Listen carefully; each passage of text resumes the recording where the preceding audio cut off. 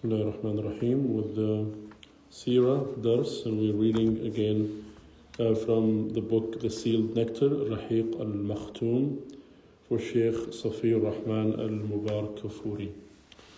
I am going to quickly go over what we covered last time. Last time we talked about the childhood of the Prophet ﷺ, or part of the childhood of the Prophet ﷺ. We didn't cover everything, of course.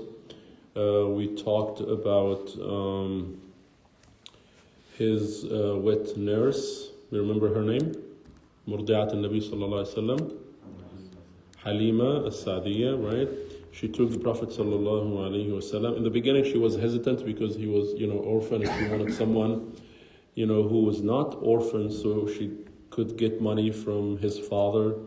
But then when she decided to take the Prophet ﷺ, after consulting with her husband, they started seeing the blessings everywhere in their life, And then we talked about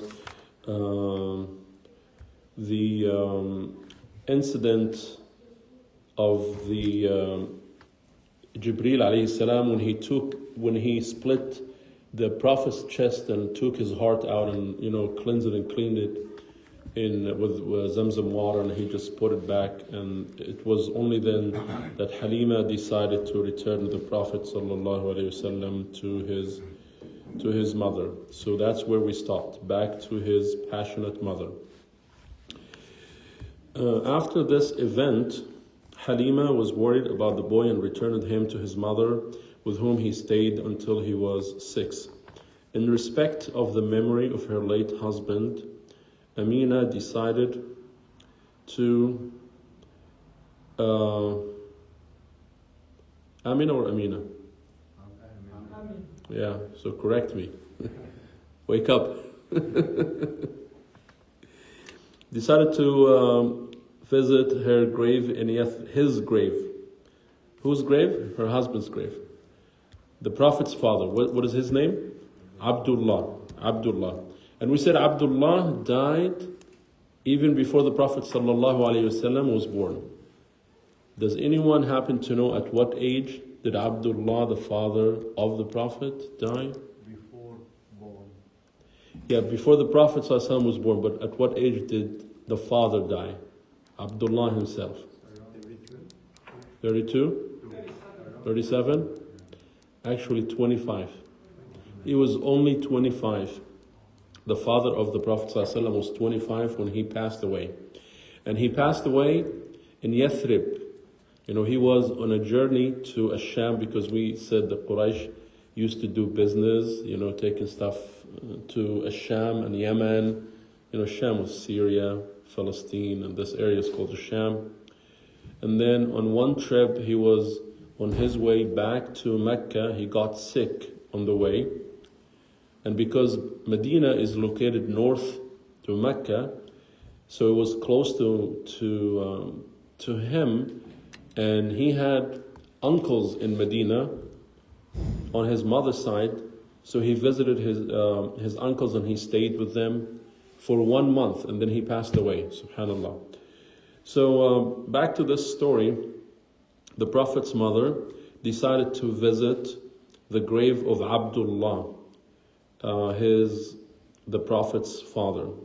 So she set out to cover a journey of how many kilometers? 500, which is approximately 300 miles maybe? 280, around that, 280, 300 miles away from Makkah. So she went with her orphan boy, that's the Prophet ﷺ, and her father-in-law. Who's the father-in-law of the Prophet's mother? Abdulmutaleb, right? The Prophet's grandfather. And a woman servant with the name Ayman. So she spent a month there. Now they spent a month in Yathrib. And what happened on their way back? On their way back, she suffered a severe illness. And subhanAllah, and she died. She died in a place called Abwa, on the road between Mecca and Medina. How old was the Prophet ﷺ? He was only 6 years old. That time he was only 6 years old. So he lost his father, he lost his mother. Now who's going to take care of him? It was his grandfather. So Abdulmutaleb brought the boy back to Mecca. He had warm passions towards the boy. Abdulmutaleb loved the Prophet ﷺ so much, even more than he loved his own sons. And by the way, Abdulmutaleb had 12 boys. 12 boys. Abdullah, which is the father of the Prophet ﷺ, was boy number 10.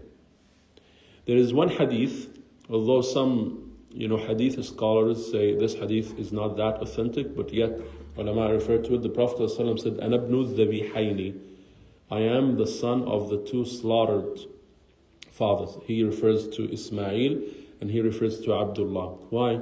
Because Abdulmutaleb, the Prophet's grandfather, he wanted to have sons really bad. Some people love sons more than daughters. This still happens in the Middle East. So he wanted to have sons, and he said to Allah, he made dua to Allah. He said, "Oh Allah, if you give me 10 sons, I will sacrifice one of them." He wanted to show gratitude to Allah. He wanted to be thankful. He wanted to be grateful to Allah. By what? By sacrificing one of the kids, by sacrificing one of those ni'mas. And this tells us that some people really misunderstand the deen. They think they're doing something good, but they're not. In Surah Al-Kahf, Allah subhanahu wa ta'ala يقول قُلْ هَلْ نُنَبِّئُكُمْ بِالْأَخْسَرِينَ أَعْمَالًا الَّذِينَ ضَلَّ سَعْيُهُمْ فِي الْحَيَاةِ الدُّنْيَا وَهُمْ يَحْسَبُونَ أَنَّهُمْ يُحْسِنُونَ صُنْعًا. That some people, they're losers. They do bad deeds and they think they're doing good deeds, So we have to always consult ulama and scholars if we don't know something. So when he had the 10th boy, which was Abdullah, now he wanted to what? He wanted to fulfill his dua, his promise, by killing Abdullah, by slaughtering him. But who stopped him? His relatives said, "No, you can't do that. How come you kill your own son?" He said, "But I need to sacrifice. That's the supplication I made to Allah, and He has given me the 10 kids, the 10 boys I asked for." They said, "Okay, now let's go to a fortune teller and ask her for a solution."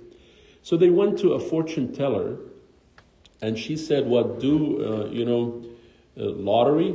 It's called in Arabic, qadah or rami al-qadah. It's like random selection, and put Abdullah, on a side, and put 10 camels on the other side, and you play with something. I'm not sure exactly what was that. And if it goes to the camels, you slaughter them, and this way you fulfill your promise to Allah. But if it goes to Abdullah, you add 10 more camels, so they become 20, and you play again. And then you play, if it comes to Abdullah, you add 10 more camels. If it comes to the camels, you just slaughter them." He kept doing that, and every time this thing that he was playing with, it points to Abdullah. Until the number of the camels reached 100, came to the camels. So he slaughtered 100 camels, and he saved Abdullah, the father of the Prophet sallallahu alaihi wasallam.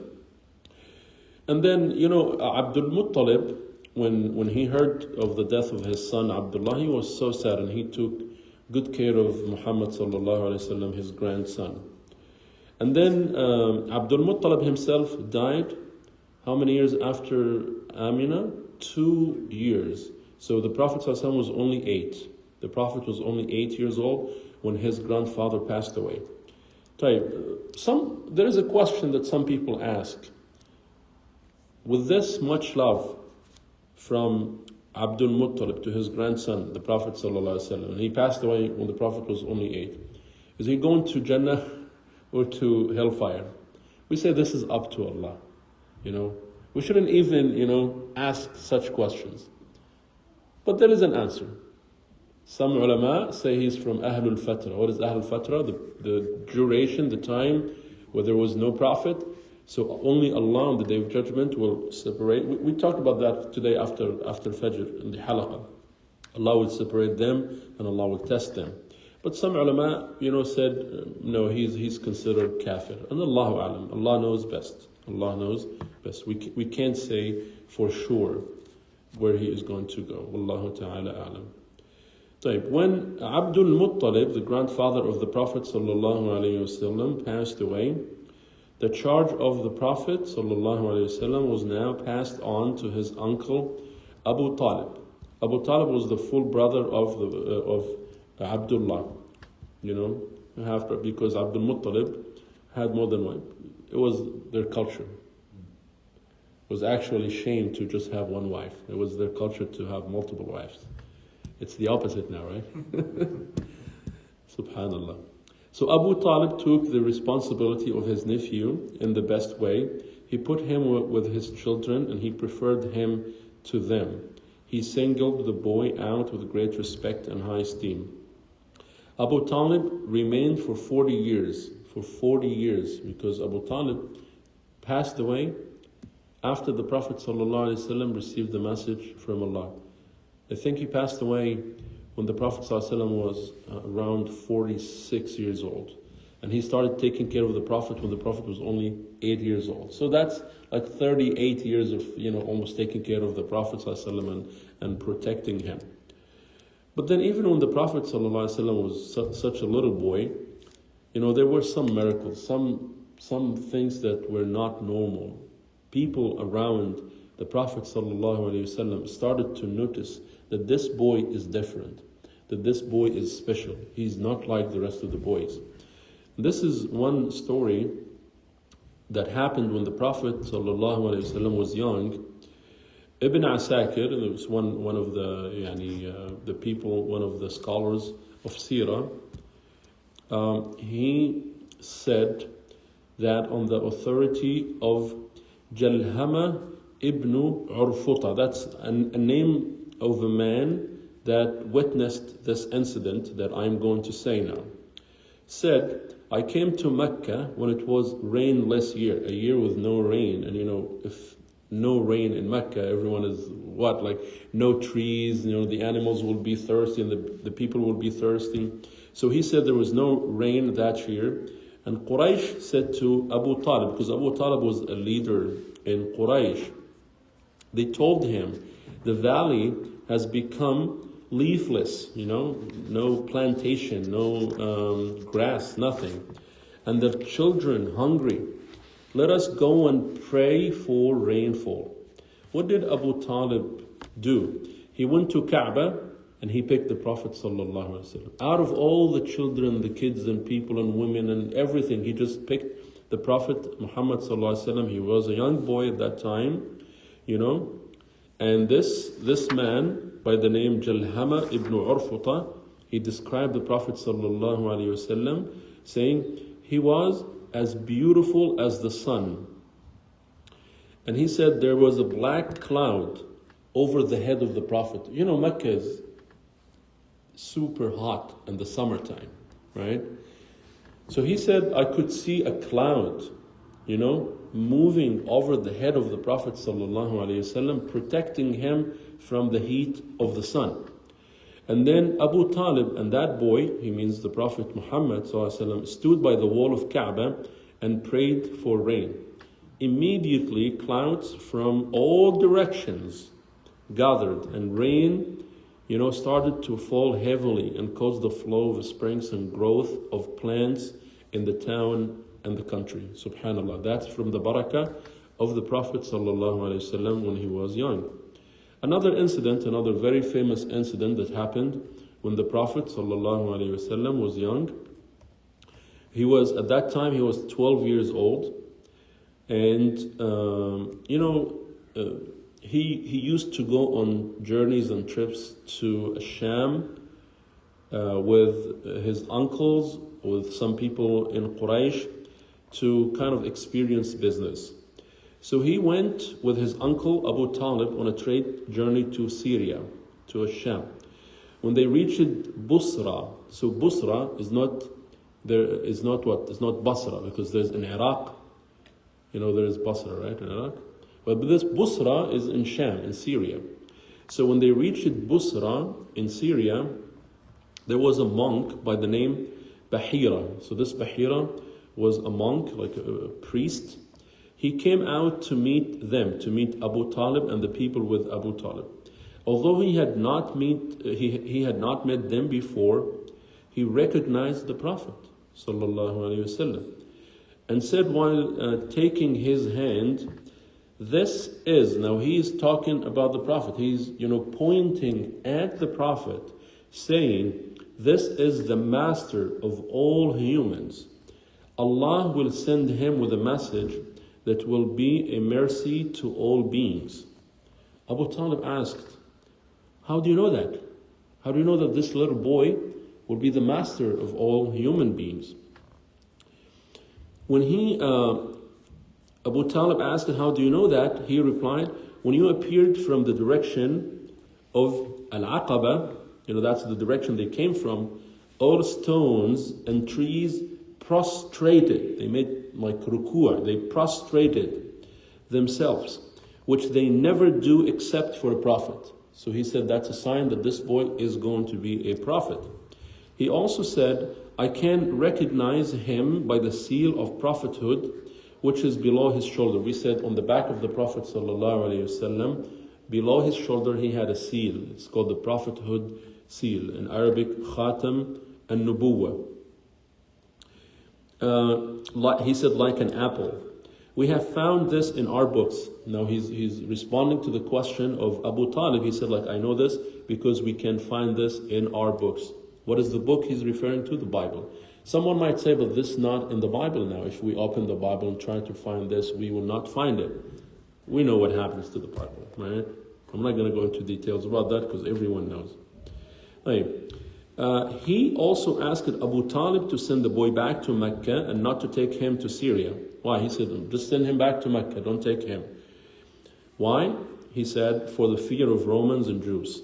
Abu Talib obeyed and sent him back to Mecca. He said, don't take him because there's some Jews and some Romans, if they see him, they will recognize him, that he will be a prophet, and then they will kill him, because they were expecting this prophet. They knew, all of them knew that that time was the time of a prophet. A prophet is going to come up soon.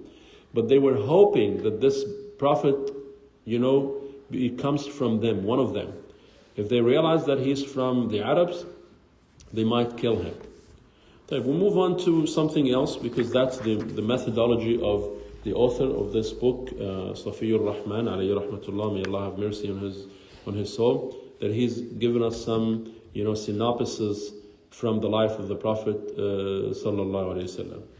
He moved on to talking about something called Harb al-Fujar, or the Sacrilegious wars, which is the meaning of this Harb al-Fujar is when the Prophet ﷺ was 20 years of age, a war broke out in the month of Al-Haram, Al-Ashhur Al-Hurum. We have 4 months that are called the Al-Ashhur Al-Hurum, right? They are Rajab, Dhul Qa'dah, Dhul Hijjah, and Muharram.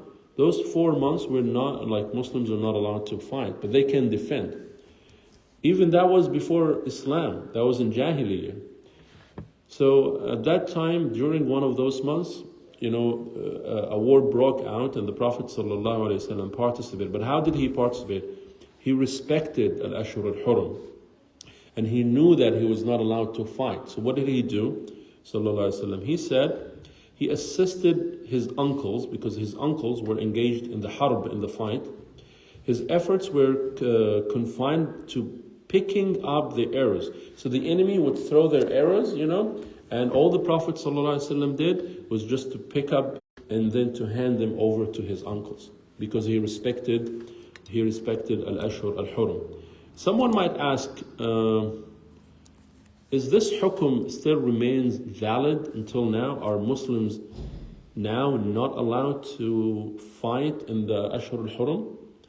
There are 2 opinions for the scholars. Some scholars say this was abrogated, means they were removed, this hukum was removed. So Muslim, at the age of 25, he went to Syria as a merchant for Khadejah, bintu Khuwaylid radiyallahu anha, who happened later to be his wife, right? She used to employ men to do her business for a certain percentage of the profits. The Quraysh were merchants. So when Khadijah was informed of Muhammad sallallahu alaihi wasallam, his truthful words, great honesty and kind manners, she sent for him, she offered him money to go to Syria and do her business. And she would give him a higher rate than others. She would also send her servant, she had a servant by the name Maysara. So Maysara was her servant. And this, when Maysara came back from the journey with the Prophet ﷺ, he told Khadijah of how amazed he was from the Prophet ﷺ. There was barakah in everything, in their food, on their way, in the selling, in the buying and everything. There was barakah. So he told Khadijah about that. Khadijah at that time, she was 40 years old, and the Prophet ﷺ was only 25. So what is the age gap here? 15 years old. What does this tell us? This tells us that age is not a factor, when it comes to marriage. It could be, a factor in some situation, in some cases, but Islamically speaking, it's not a factor. The Prophet ﷺ, the Prophet's wife, Aisha radiallahu anha, was much younger than the Prophet ﷺ. Hafsa radiallahu anha, who's Hafsa's father? Umar radiallahu anhu. Hafsa was married to a man before the Prophet. When that man died, he was a Sahabi, by the way. Umar went to Abu Bakr saying, come marry my daughter. How old was how many years is Abu Bakr older than Umar? Abu Bakr is 11 years older than Umar radiallahu anhu. And he's asking someone who is 11 years older than him to marry his daughter. Not his sister, his daughter. And then he also talked to Uthman radiallahu anhu, but both of them said no, because they knew that the Prophet had intention to marry Hafsa. Again, this tells us that age is not always a factor. Although some ulama say there's a mabda called takafu, that we should consider age. So when it comes to age, it's case by case. Should we consider age in marriage or not? Well, let's talk about this. Let's see if it's applicable or not. If you think if the age gap is big and it will cause any troubles, then probably not. If it's not, then yes. So what did Khadijah do when she heard all of that about the Prophet ﷺ? She liked him. She wanted him to be her husband, but she was, too shy to propose to the Prophet. She was too shy to talk to him. So she had a friend by the name Nafisa bintu Munabbih. Nafisa was the friend of Khadijah radiyallahu anha. So she talked to Nafisa to go to the Prophet ﷺ and not tell him that she is coming from Khadijah, but just, tell him about Khadijah. What do you think of Khadijah? She's just, a woman of, honesty and honor, and she's this and that, and try to praise Khadijah in the presence of the Prophet ﷺ so she can convince the Prophet in an indirect way to think of Khadijah as a wife, and that's what happened. Khadijah radiallahu anha married the Prophet ﷺ, and how much was the mahr, the dowry? 20 camels. So the Prophet ﷺ paid Khadijah 20 camels as the mahr. And all the kids of the Prophet ﷺ, except for one, they were all from Khadijah radiallahu anha. He said, with the exception of Ibrahim. Who's Ibrahim's mother? Ibrahim is the Prophet's son. But who's his mother? Maria al-Qibtiyya. Maria al-Qibtiyya. Now, all the other kids are from Khadijah radiallahu anha. Who are they? Al-Qasim, wa Zaynab, wa Ruqayya, wa Kulthum, wa Fatima, wa Abdullah. Someone might say, okay, who's At-Tayyib? Because some people say At-Tayyib. At-Tayyib and At-Tahir, there are the titles for Abdullah. So he's Abdullah, he's At-Tayyib, and he's At-Tahir. So the Prophet ﷺ had how many sons? 3. Abdullah, Al-Qasim, and Ibrahim. 4. Fatima, wa Kulthum, wa Ruqayya, wa Zainab. They all passed away in the lifetime. For the Prophet Alayhi salatu wasalam. like only like few occasions or few instances Mhm. that were mentioned, and after that, like full details for everything. I Yeah, know full that record, because yeah. now it is like totally different. Mhm. But there, like, was there any documentation also or any recording for like whatever happened at his age, how he was like, doing before that, like in details, I would say, any books in the like from the older scholars or anything? Well, to the best of my knowledge, if you read يعني in the Seerah, like if you read for Ibn Asakir or Ibn Hisham, you will find some references to the Prophet's life before prophethood. But these are not many. You could hear something like the hadith I gave for the man called Jalhama ibn Urfuta, for example, when he came to Makkah and it was a year with no rain. Or something from the Prophet ﷺ himself when he was talking about the war that happened during Al-Ashur Al-Hurum, or he also talked about the Hilf Al-Fudul, but they're not many. We don't have a full record of the Prophet's life. And not much happened, by the way, because my question, because for the preparation of the Prophet ﷺ, all of a sudden, the message came and he was like literally, doesn't know anything, even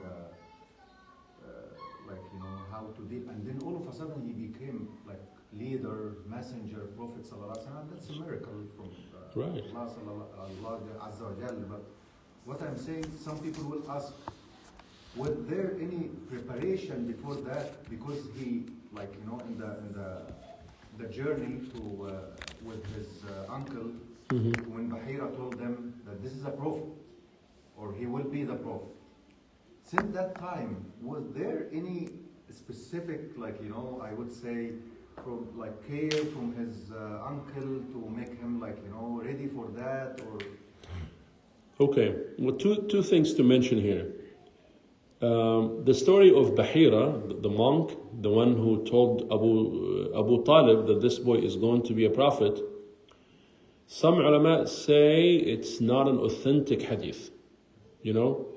We cannot say 100% that this happened, this incident happened. That's number one. Number two, he might say this is just an old man. He just, guessed. He just did something. You know what I mean? Maybe he was mistaken. Wallahu ta'ala. But there was nothing, no preparation, and this in itself is a miracle mentioned in Quran. Allah Azza wa Jalla yaqul, tell them, فَقَدْ لَبِثْتُ فِيكُمْ عُمُرًا مِّن قَبْلِهِ أَفَلَا تَعْقِلُونَ. I lived ages, for 40 years I was living with you, and I said nothing about this message. And all of a sudden, and I am now inviting you to accept this message. What does that tell you? It's not from me. Had it been from me, I would have been preparing for it. You could have seen me doing something or meeting people or traveling or reading something, but I read nothing, I write nothing, you know what I mean? It's a message from Allah subhanahu wa ta'ala. But the kuffar. And by the way, we're talking about this, the uncles of the Prophet ﷺ, I mentioned he had 11 uncles, right? 7 of them died before Islam and 4 of them died after Islam. The 4 that died after Islam, they are 2 converted to Islam and 2 did not. They are Abo Taleb, Abu Lahab, and then Hamza wal Abbas. Hamza wal Abbas became Muslims, and Abu Talib and Abu Lahab did not. Wallahu ta'ala. جزاكم الله خيرا. سبحانك اللهم وبحمدك أشهد أن لا إله إلا أنت أستغفرك وأتوب إليك. السلام عليكم ورحمة الله وبركاته.